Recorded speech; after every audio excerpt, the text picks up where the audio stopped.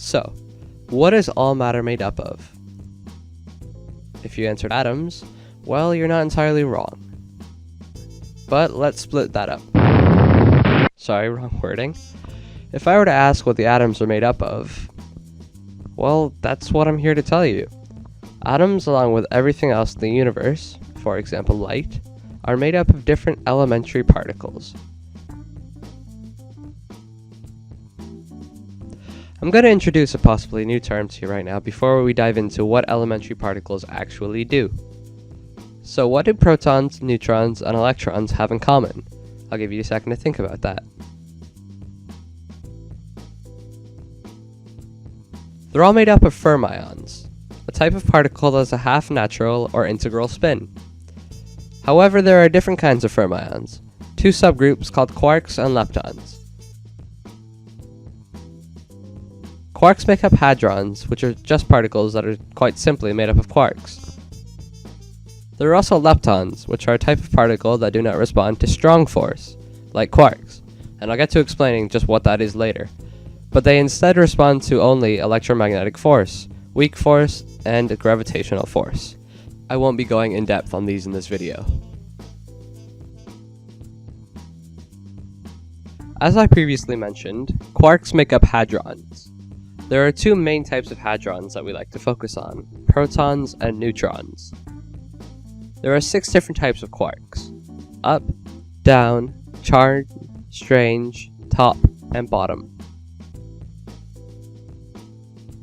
The top layer of quarks have a 2/3 charge, and the second layer have a negative 1/3 charge. All of them have the same spin though. The up and down quarks are found inside protons and neutrons. Inside a proton, there are 2 up quarks and 1 down quark. So that's 2/3 plus 2/3 minus 1/3, and that equals positive 1, which gives the proton a positive charge. The neutron is made up of 2 down quarks and an up quark. That is negative 1/3 minus 1/3 plus 2/3, which is equal to 0, giving the neutron its neutral charge. The other quarks are found in unique types of matter, the majority of which have been theorized to have decayed from the Big Bang.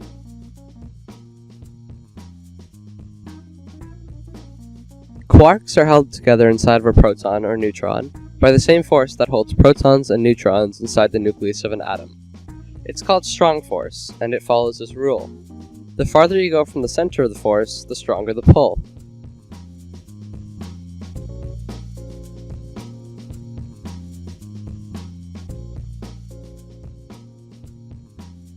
Almost like the opposite of gravity, where the farther away you are from the center, the weaker the pull. When you're talking in terms of what holds the nucleus together, you call this force nuclear force. And when you're talking in terms of what holds a proton together, or neutron, it is called color force.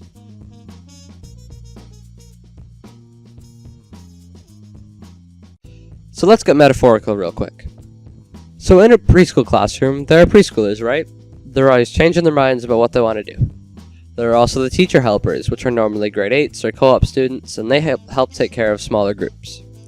There are also the actual teachers that are making sure the students as a whole are behaving and doing what they're supposed to do. This is like what happens inside of a nucleus, but more specifically, the inside of a proton and a neutron. Let's call the preschoolers the quarks.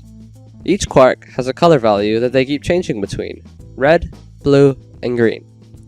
Those 3 colors together make white light, which is invisible to the human eye. The color value of a proton needs to be white to maintain the color force. So when 2 quarks, or preschoolers, change to say red, the total color value is a slight red light. What is there to prevent that are things called gluons, which are the teacher helpers. These guys go around making sure the total color value is white.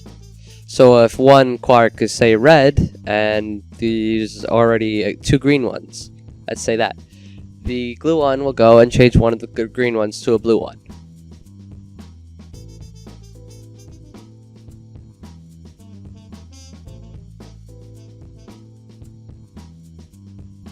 Then there are pions, which are the preschool teachers. They move between protons and neutrons, delivering different color values.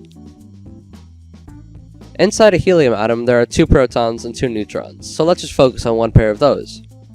The pions will take excessive amounts of color values in one of the particles and move it to the other one that is in need of one.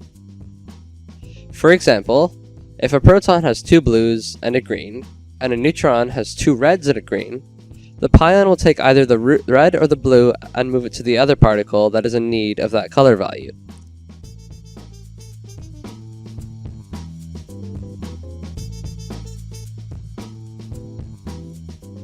This allows color force to exist within the particle, allowing it to remain intact.